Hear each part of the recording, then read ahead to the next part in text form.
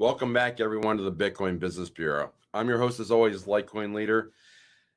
It's funny how things work some days, right? It's a little backstory. I have a lot to talk about today. We're going to talk about timing and normalcy bias and oil and gas and Bitcoin and Federal Reserve, all that stuff. I'm going to try and do all that in less than 10 minutes. We'll see how I do.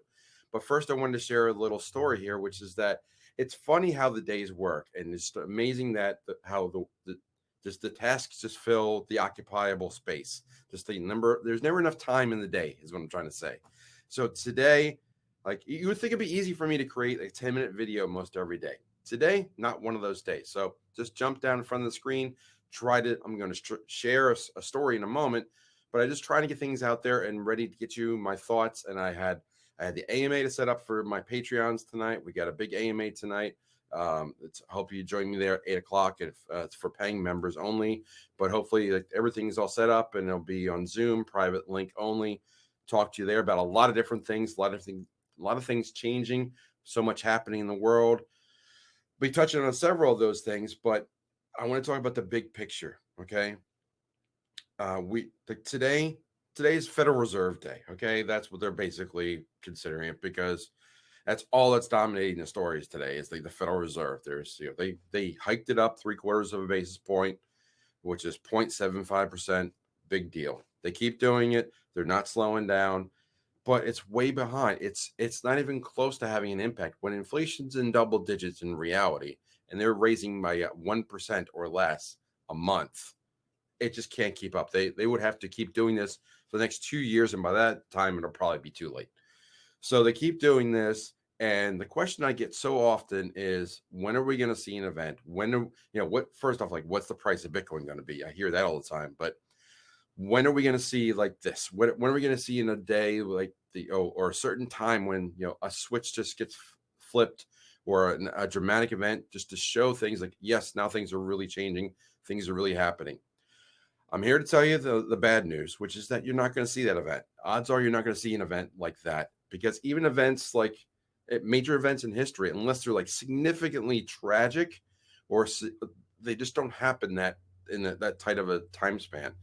I'm not going to mention any of the tragic things that have happened in the past 50 to 100 years. You can figure those out, but those things tend to happen within a day, or within if it's a war that extends over time. But for the most part, things that happen in one day, big events that happen in one day, are either like pomp and circumstance, or they just kind of happen as a tragedy and we move on. But today's events, the Federal Reserve, less than 1% interest rate, no big deal. It is a big deal because it keeps adding on. The mortgage rates keep going up. We're now over 7% for mortgage rates. We basically decimated the real estate market right now, but it keeps on going that way. And there's no end in sight. But there's so many things that are happening that take longer than a day or even a week, right? But things happen. Like, example here, I went on a trip. I went to Dallas, then I went to Oregon, and then I went to Las Vegas, then I came back. I was gone for almost 3 weeks. Came back, gas prices are down 10%. But I would not have noticed that typically unless I was watching it day after day after day. Normally when you're doing things, you don't see things happen when they happen gradually, kind of like the lobster in the boiling pot of water kind of an analogy. The lobster's there, doesn't realize that it's getting hotter and hotter until he's basically killed in the process, but he is killed in the process. But you get the idea. But the slow changes are harder to see when you don't step back and look at the big picture. Speaking of big pictures, we have lots of big picture events that are going on right now. We have the other big story, diesel. Our gas reserves are getting low because they keep pulling out of the reserve, dropping those gas prices I just mentioned to try to make them look good for next Tuesday. Now, next Tuesday, a lot of people are pointing to that date and saying that's going to be significant. That's going to be a major change. That's going to be a lot going on. Could be, but is it going to be everything? No, because things take time to happen. Bitcoin did not get to $50,000 overnight. It took 10 years plus to get there. Okay. Keep that in mind. All you crypto people, you know this, that it happens slowly, gradually, sometimes suddenly, but often it's gradual. And the last 6 months have been very gradual, as we all know, as we're basically locked in a sideways channel. But gas prices are changing, oil prices are changing, and we just had a story come out. Let me share my screen. So this story just came out, and Ninja was talking about this today. Saudi Arabia reiterates their commitment to China regardless of U.S. concerns. And I'll speak to the part I highlighted. Saudi Arabia last week reiterated its commitment to China as its most reliable partner and supplier of crude oil. That's the Saudis giving oil to China. MBS, who is the leader, I'm not going to go into the Crown Prince's name, he seemingly now sees the U.S. as a partner just for security considerations. That's not a strong partner. And then Saudi Arabia is a strategic pivot effectively marks the end of the 1945 core agreement between the U.S.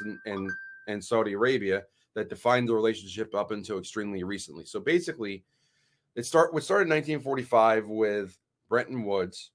And I'm going to share this other video before. Let me close this up. This is a video.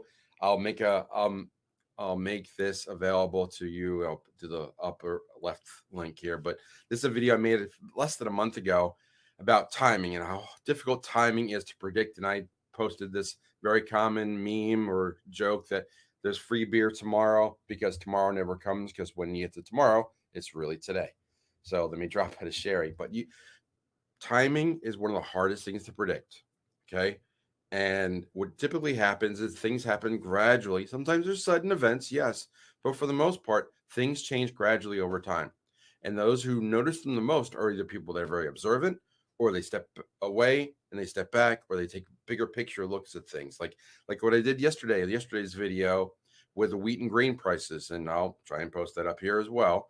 But those prices, the price changes that are happening, and that story is basically now non-event because they signed another treaty and now that's moving on. So now we're going to move to the next crisis. But if you looked at you looked in the graphs of the prices of those grains and you zoomed in, it looked a lot more dramatic. But when you zoomed out to the 2-year picture, you saw the much bigger drama to the price, which is that everything has doubled on a global scale. Barley, wheat, corn, it's all twice as much. But so kind of like what they said, like, hey, gas prices are going down. They zoomed in on like a certain couple of weeks, did not give you that big picture. You must maintain a viewpoint of the big picture. Gas, oil, food, Bitcoin, they all change over time. It's the time frame you're looking at and the magnitude of the changes. Bitcoin can make big swings in a magnitude, but oil and food and gas are basically doubled in the last couple of years, if not more.